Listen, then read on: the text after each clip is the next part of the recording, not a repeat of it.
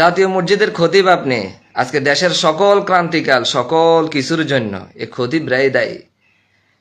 এটা হচ্ছে সম্পূর্ণ ভুল ইসলাম আমাদের দেশে প্রচলিত হয়ে রয়েছে। মসজিদের ইমাম একরকম, রাষ্ট্রের ইমাম আরেক রকম, মানে দুইটা আলাদা আলাদা।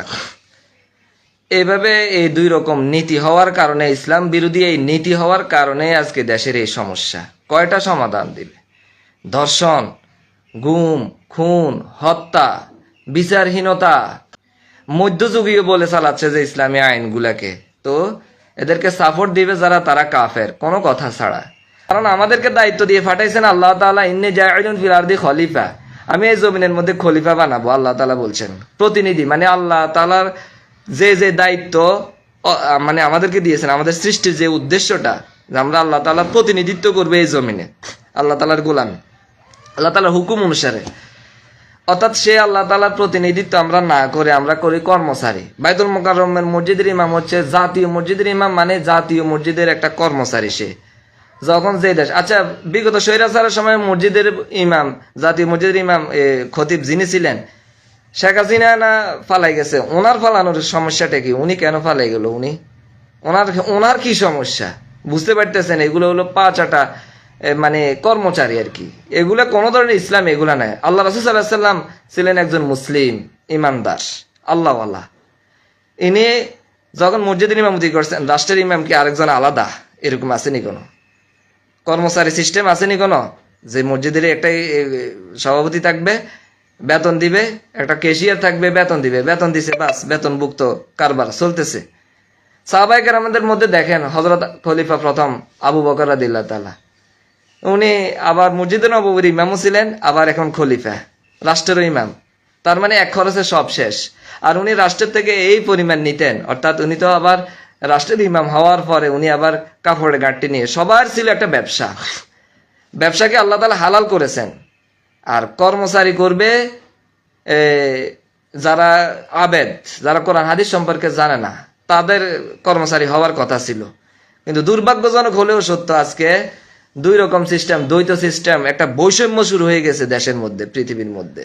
মুসলমান যে যে দেশগুলোতে আছে, মুসলমানরা শুধু কিভাবে কিভাবে গোলামি করবে, গোলামির চাকরি এখানে, আর একটু চামচামি করবে, যে মসজিদের ইমাম যে দলের, তার পক্ষে সাফাই গাবে, বাস শেষ, তার চাকরি টিকবে, এইভাবে বউ বাচ্চা কোন রকম চলবে। এটার নাম হচ্ছে ইসলাম। এটা কখনো ইসলাম নয়। এর হযরত ওমর রাদিয়াল্লাহু তাআলা ছিলেন আবার দ্বিতীয় খলিফা, মসজিদের আবার ইমাম, আবার মদিনা রাষ্ট্রের আবার প্রেসিডেন্ট, আবার অর্ধ দুনিয়া উনি চালাইছিলেন। শেষ পর্যন্ত উনি ইমামতি অবস্থায় আবু লুলু ওনাকে ছুরি দিয়ে ঘাই মেরে ওনাকে হত্যা করেছিল। এটাই তো হচ্ছে ইমাম। এটা জীবন দিবে, জীবন যাবে, লড়াই করবে, যুদ্ধ করবে, ন্যায় ইনসাফ প্রতিষ্ঠা করবে, তখনই আসবে দেশে শান্তি। এর আগে কোথাও কোনো শান্তি দেশের মানুষ আপনারা পাবেন না। আপনারা যত ইসলামকে বাদ দিয়ে যত যাকেই বসান ক্ষমতার মধ্যে, আপনারা তো ডক্টর ইউনূসের শাসন, অন্তর্বর্তীকালীন শাসনও দেখছেন, এর আগে আওয়ামী লীগের শাসন, এর আগে বিএনপির শাসন, এর আগে আওয়ামী লীগের, আবার আসছে বিএনপি। এইভাবে পৃথিবীর সবাই যত কিছুই করেন আপনারা, শান্তি আপনারা পাবেন না।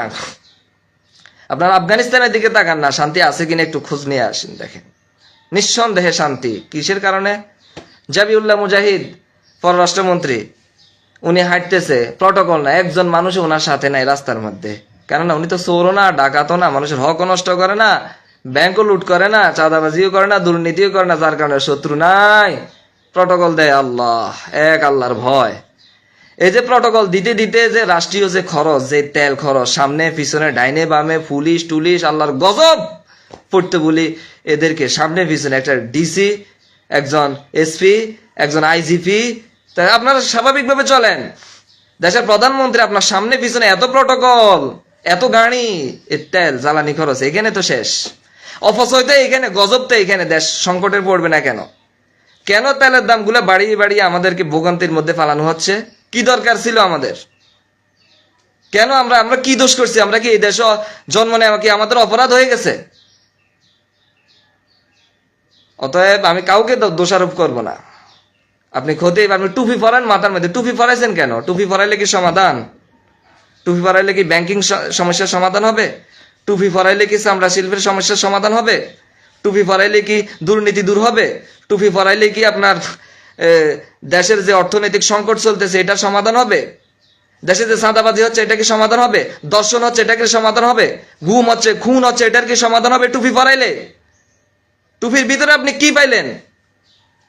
চাটুকারিতা ছাড়ি দেন, সব দেখতেছি আমি এগুলা জবাব কিভাবে দিব, কি করব? আমার হাতে তো কোনো মিডিয়াও নেই, আমি কি করব? সাধারণ একটা ফেসবুক আছে, কিছুদিন আগে ইউটিউবে আমি আফগানিস্তানের পক্ষে কথা বলাতে ইউটিউব চ্যানেল গায়েব। মানে আমাদের একটা মিডিয়াও নাই যে আমরা একটা প্রচার করব কোনো কিছু। অতএব রক্ত দিয়ে ছাত্ররা জীবন দিল, মেয়েরা জীবন দিল, পর্দাহীন, আপনি যাদেরকে পর্দাহীন বলেন তারা জীবন দেওয়ার কারণে আহত হওয়ার, পঙ্গু হওয়ার কারণে আপনি এখানে আজকে ক্ষতি পাইছেন না? আপনার কোনো দায়িত্ব নেই রাষ্ট্রের প্রতি? ছি ছি ছি ছি ছি, আপনি কিসের ইমাম? দরবেশগিরি বুজুর্গি এখানে জানিয়েন না। কম জুতা পরেন, আপনি দুনিয়া বিমুখ, আপনি ভিডিও করেন না, আপনার ওয়াজ মাহফিল আপনি ভিডিও করতে দেন না, এগুলোই কি বুজুর্গি? এইগুলো দুর্নীতি, 2 নাম্বার। এগুলা কোনো বুজুর্গি নয়, দুনিয়া বিমুখতা। আপনি এগুলা বুঝান, আপনি আমাদেরকে শরীয়ত রাসূল সাল্লাল্লাহু আলাইহি ওয়াসাল্লামের জীবন থেকে শিখে আমরা ইসলাম রাসূল সাল্লাল্লাহু আলাইহি ওয়াসাল্লামের জীবন থেকে, সাহাবায়ে কেরামের জীবন থেকে শিখেছি। ধোঁকা দিয়ে চাটুকারিতা করে আর 2 নাম্বারের পথ অবলম্বন করে চাকরি টিকিয়ে কর্মচারীগিরি করে ইসলাম দেখাইন না আপনি। ইসলাম হচ্ছে আপনাকে দায়িত্ব, আল্লাহর জমিনে আল্লাহর খলিফা প্রতিনিধিত্বের দায়িত্ব আপনাকে পালন করতে হবে, এটার নামই হচ্ছে ইসলাম। আপনি আলাদাভাবে মসজিদের ইমাম আলাদা রাখবে, রাষ্ট্রের ইমাম থাকবে দাড়িহীন, ইসলামহীন, আল্লাহর কোরআন জানে না, ইসলাম জানে না, রাসূল সাল্লাল্লাহু আলাইহি ওয়াসাল্লাম আল্লাহর আইন কানুনকে বলে মধ্যযুগীয়, এই সমস্ত বসাই আপনি ইয়া দেখাইবেন, বুজুর্গি দেখাইবেন। আপনি এই ধরনের বুজুর্গির কোনো দাম নাই ইসলামের মধ্যে। অতএব আমরা সময় থাকতে আল্লাহর এই জমিন আল্লাহর কোরআন দিয়ে পরিচালিত করার জন্য আমরা ঐক্যবদ্ধ হই। আপনি খতিব, সারা বাংলাদেশের সকল মসজিদের খতিব আপনার কথায় উঠবে বসবে। আপনি যে খুতবা দিবেন, যে সংকটের কথা বলবেন, সারা দেশের 3.5 লক্ষ মসজিদের খতিব যদি কোনো এক যুগে এক বাক্যে যদি কোনো আপনার কথায় যদি কোনো সুসংগঠিত হয়ে যদি কোনো তারা অন্যায়ের প্রতিবাদে ঝেঁপে পড়ে, তারা যদি কোনো চামড়া শিল্পের চামড়া যদি কোনো একটাও বিক্রি না করে সব কিছু যদি কোনো আমরা সৎকার করে ফেলি, মাটির নিচে যদি কোনো আমরা পুঁতে ফেলি, অথবা আমরা এগুলাকে বিকল্প ব্যবস্থা করি, তাহলে এই চামড়া শিল্পের যে একটা সংকট গিয়েছিল, গরিব দুঃখী অসহায়দের হক যেভাবে নষ্ট হয়েছিল এইভাবে আর নষ্ট হতো না। অতএব আপনার কাছে আমার বিনীত অনুরোধ, জাতীয় মসজিদে বসে আপনি সময় নষ্ট না করে, দেশের ক্ষতি না করে, কর্মচারীগিরি না করে আপনি সত্যটা উপস্থাপন করুন, সত্য তুলে ধরুন। আপনার এই সত্য আমরা সারা বাংলাদেশের সকল মসজিদের খতিব আমরা ঐক্যবদ্ধভাবে আমরা ঝাঁপিয়ে পড়বো আপনার কথায়, এটার নামই হচ্ছে ইসলাম। অতএব আপনি আমাদেরকে সুসংগঠিত করুন।